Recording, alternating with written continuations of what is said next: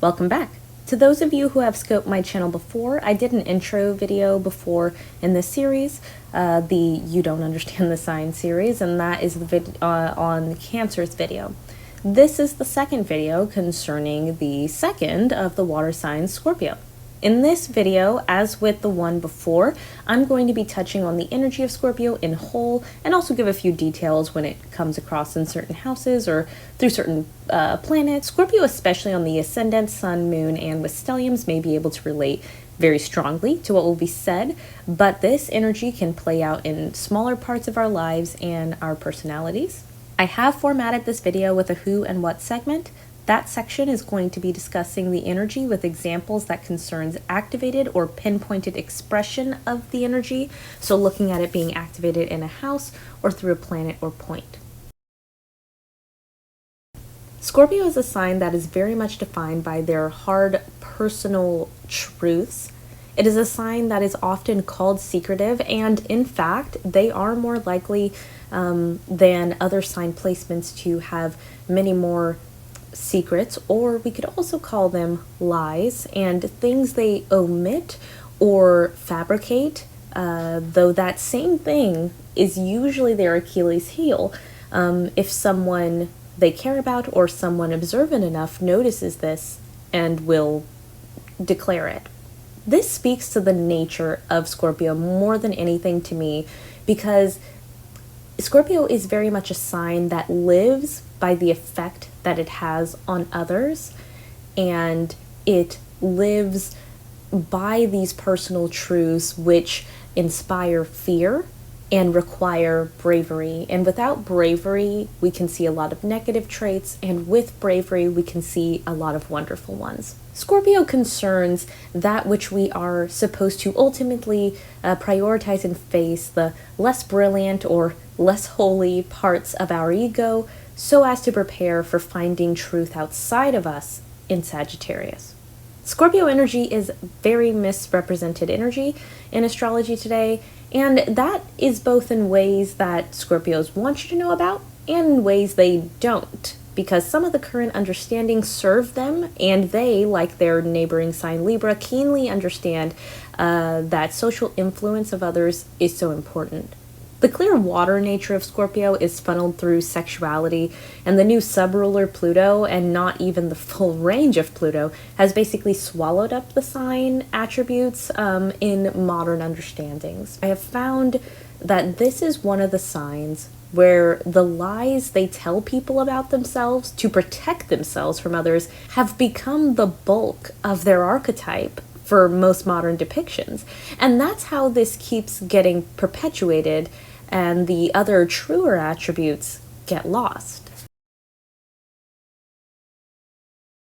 Sexuality is a big part of a Scorpio archetype, without some other affliction, and sometimes begetting afflictions due to the types of sexuality, the recklessness with sexuality, the pridefulness with sexuality. Sexuality is very much going to be a type of focal point in a Scorpio dominant person or Scorpio son's life.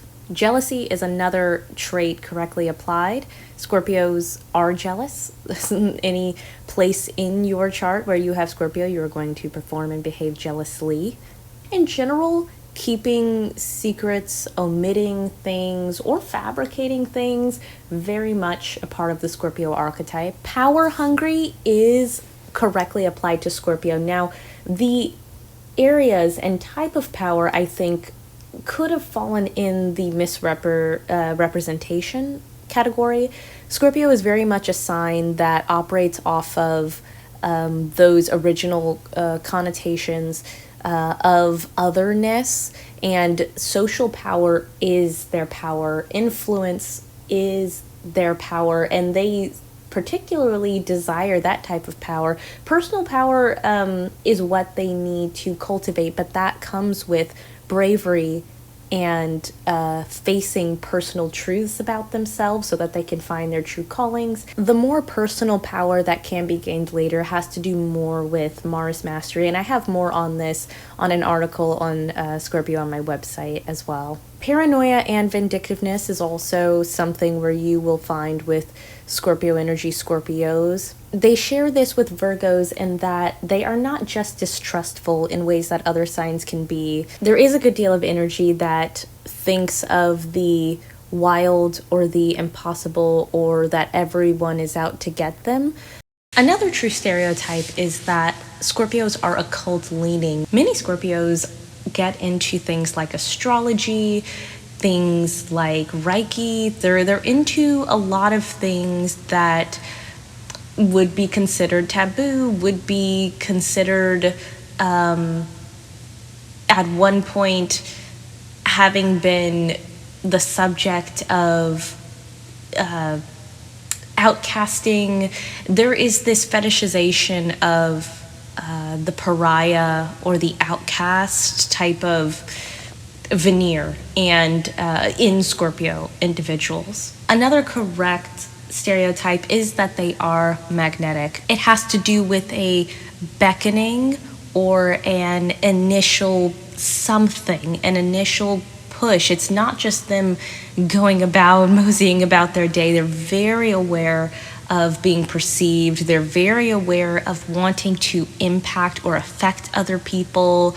So one of the biggest stereotypes that needs to be debunked is the tortured life and or nature of Scorpio just by virtue of them existing.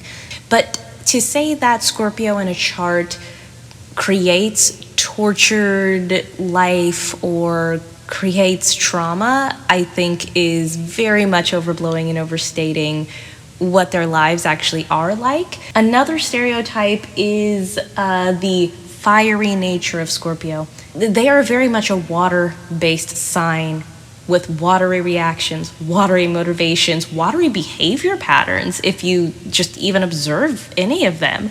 And the Martian nature of them that gets completely left out of the picture as well is, I think, what people are thinking about when they say fiery personality, this sort of detached stereotype that gets thrown around about Scorpios.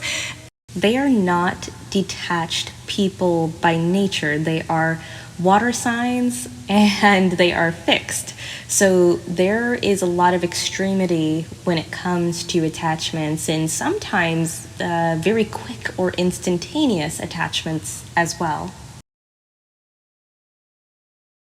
Stereotypes that are unknown about Scorpio placements, and specifically with the sun, is that Scorpio suns are a highly social sun, and in fact sometimes they might even like to be the center of the group, no matter again the identity or veneer they want to put on. Another stereotype that needs to be applied and is kind of overlooked is the fact that Scorpios forgive.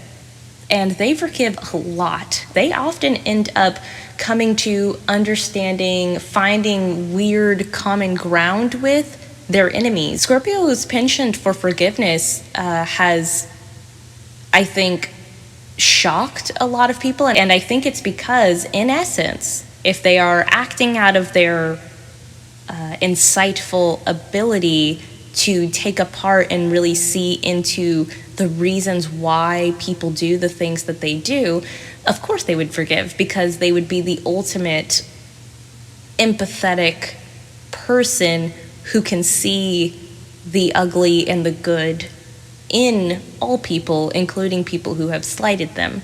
So, Scorpios often are trauma seekers, and that is a statement that needs to be taken with a grain of salt. Scorpios who have lived relatively benign or tame lives are often drawn to things that will likely cause trauma in their lives. For example, the things like taboo or dangerous things or people, or like people with reputations for betrayal, they are actually attracted to those situations. And Scorpio placements typically seek those types of situations out. They are interested in those situations, and I think it comes from a desire to feel something that feels real. And a lot of times the things that feel more real are things that would be construed as undesirable to society, things that induce trauma. Many a Scorpio has even admitted to close counsel, maybe not the world, but that even if they think or know that something is wrong or something will hurt them, a lot of them have said phrases along the lines of, yeah, but I've got to just experience it for myself. So in that ways, it is not also a running away from things that might cause trauma, but a fascination with the feeling of, or the potentiality for being traumatized by a situation. Their families, specifically their blood ties, because blood ties feel like something that is inescapable, something essentialist that they can grab onto. And so they are usually very family-oriented people. They are very driven and motivated and emotional and feel about their families. The determination and obsessive nature of Scorpio makes it so that they could potentially be good at almost anything. Scorpios are maybe becoming more well known for being almost slaves to their desires. They are very desirous people. They are very changeable for being a fixed sign. In fact, the regeneration and becoming something new every year or every other year is something that Scorpios undergo, and people who may observe them will notice about them. Whether or not they profess to having changed or that they were this way the whole time is a different story, but they go through extreme and complete changes throughout their lives, a lot more than would be expected of a fixed sign. This is not the same as Virgo investigation, and that's why when people say like private investigator or government agent, I think it's very weird that they say Scorpio. I think it's because of the secretive aspect of it or something like that. That rings Virgo to me. With Scorpio, it's a very psychological investigation. It is one that has to deal with culture, anthropology maybe at most, but usually it's psychology, it's emotions, it's pathology, it's things like that. It's less of the, just facts, who done it, and it's more of the motivations and psychological undertones and those types of things. The very psychological investigator. And I think because in this fact-based society where you need proof, I think that that has gotten dimmed down in Scorpios, when in fact that usually is their talent to be able to see those things, and usually they can eventually find proof for it as well. The word stubborn is reserved for Scorpio's opposite sign. However, anyone who has,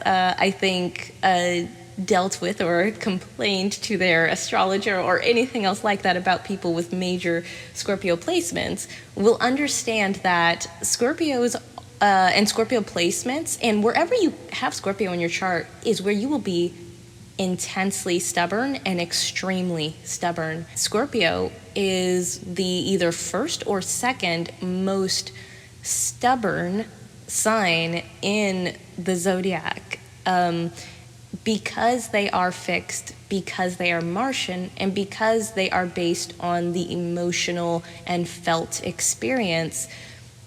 Scorpios and Scorpio in a chart will be very, very barring to changing, and they will be barring to any perceived infringement on what they think, what they feel, their experience, their identity. And it's going to be very combative. And, even when a change does come, and even if it is at your influence, has a Scorpio ever told you to your face that that's the reason why? Or do they just start acting differently and then they don't want you or anyone else to mention it, right? Again, not even to admit that it's someone else's influence or someone else told them that is the reason why they should change, right? And that is a marker of how stubborn this sign is. And I think that gets lost a little bit. There is the risk of extreme sloth and extreme laziness with Scorpio energy. I have noticed, because of the extremity of their emotions, they are either go, go, go, or they are either extremely slothful. And there is this vacillation between the two, but the laziness just doesn't get talked about. Those with Scorpio placements, specifically Ascendant, Sun, Moon, or Mars, or Scorpio on their 2nd, 4th, or 9th houses, may feel most connected with the answer to this question. They may feel like they are so misunderstood, but may also go out of their way to deceive. They may feel that they are fascinated with darkness and taboo, so much so that they seek it out or invent it about their lives. They could also give so much to someone, but all people want is the surface of them instead of the depth. They may have a fear that people can't handle and wouldn't love the real them that does operate from and have a lot of emotion, the real them that does have a lot of fears that they are brave enough to face every day. The real them that does feel things very extremely and does have more than one mode. Scorpios are feelers. Scorpios react strongly to almost everything, whether they feel safe enough to express that or guarded enough that they hide that and go and express it elsewhere. They are the fearful actor who needs a kick in the pants to be the bravest. They are extreme, and that extremity leads to intensity, and that intensity leads to recklessness, or it leads to mastering the art of fully knowing all the extremes of both their selves and of other people. They're potentially the greatest healers, greatest advocates, and the greatest preparers of and for humanity. What does Scorpio want and what is it made of? So those with Scorpio placements, specifically Ascendant, Sun, Moon, or Scorpio in their 2nd, 5th, or 8th, sometimes 11th, may feel most connected with the answer to this question. Scorpios want an impact that is greater than any other impact on another individual or another several individuals. They want to be known totally and fully and effortlessly and psychically connected with someone else. Scorpios want to dedicate themselves or else run the risk of having a buildup of obsessive energy that has nowhere to turn but viciously against those who don't deserve it or on themselves. Scorpios are the flip-flop between lies and truth, powerful and weak, and sometimes victim or victimizer. Scorpios are made of deception and acceptance of hard truths, brilliant insight and denial. They are as likely to sting their best chance of making it across the river as they are to sting their greatest foe. And they are the epitome of being willing to die on that hill or for that which they are bound to. So that was my analysis of some of the stereotypes of Scorpio. You can share your thoughts. You can also go on my website, snowbyastrology.com, and check out my articles there. I have articles about all 3 water signs, as well as some other stuff on there. You will also find a transcript of this video up on that same website that I gave you earlier. And more information can be found in the description. Goodbye for now.